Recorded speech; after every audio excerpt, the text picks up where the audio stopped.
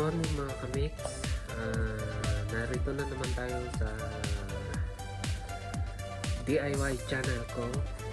Gagawin natin ngayon guys, magpapalit tayo ng RCCB. Ito siya, ito yung rating niya. Yung dati kasi pwede pa naman, gumagana pa naman yung dati, kaso lagi na siyang bumababa. Kaya kailangan na siyang palitan. Ito siya, purple RCCB.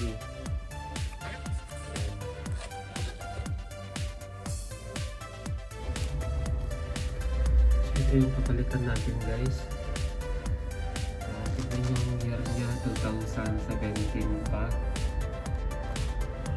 So kailangan i-up natin yung main. Ito yung main niya. Napatayin natin to.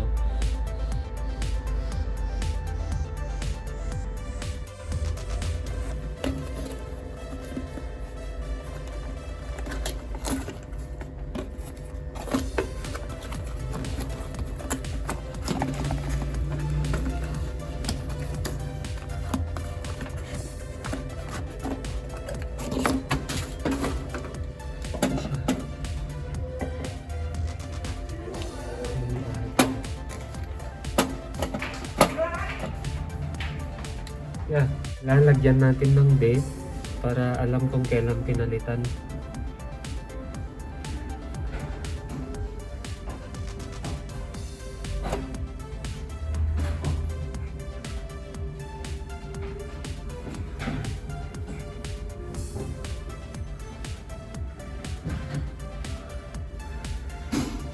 Yung date niya, yung araw.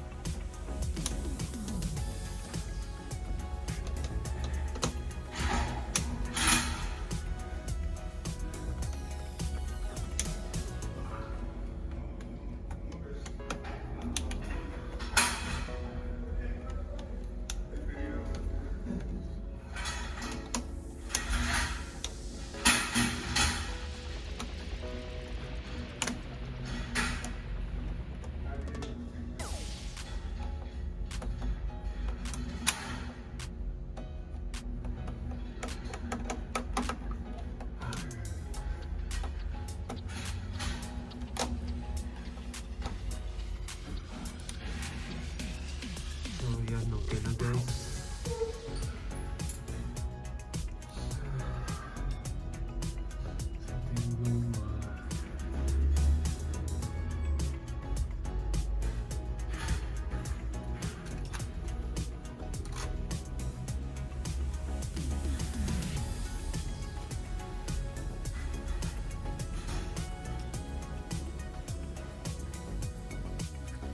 So, ayan guys, napalitan na natin yung itong sira na na RCCB. So, i-explain ko lang yung basic na na problema kung bakit ito bumababa. Kasi may thermal protector sa loob niya, yung parang sensor na kapag umiinit yun, bumababa talaga to. Defective na yung sensor niya sa loob na yun, kaya lagi na tong bumababa kahit walang problema sa load. Bababa at bababa pa rin yun. Kaya ang kailangan lang natin gawin, kailangan palitan na to. Halimbawa, pag nag-check ka ng mga load, yung mga ilaw, mga appliances, okay naman lahat. Yung mga wiring niya ganyan, okay naman lahat yung reading sa sa multimeter. Wala kang makikitang problema talaga. Pero bumababa lang talaga to. Kasi may na-damage na yung niya sa loob. So it's time. Ang pagkaalam ko, itama nyo na lang ako kung mali ang sasabihin ko. Pag 3 beses na ito na laging bumababa guys, ibig sabihin sira na to. Hindi mo na kailangang anong ibig sabihin doon? Hindi mo na kailangan sumugal, kailangan palitan mo na lang talaga ng bago. So, yun lang guys ang masasabi ko tungkol sa simpleng kaalaman sa electrical. So, hanggang sa susunod na video. At huwag kalimutan mag-subscribe, like, and share guys. Maraming salamat po sa inyong suporta. Shoutout po sa inyong lahat. Bye-bye.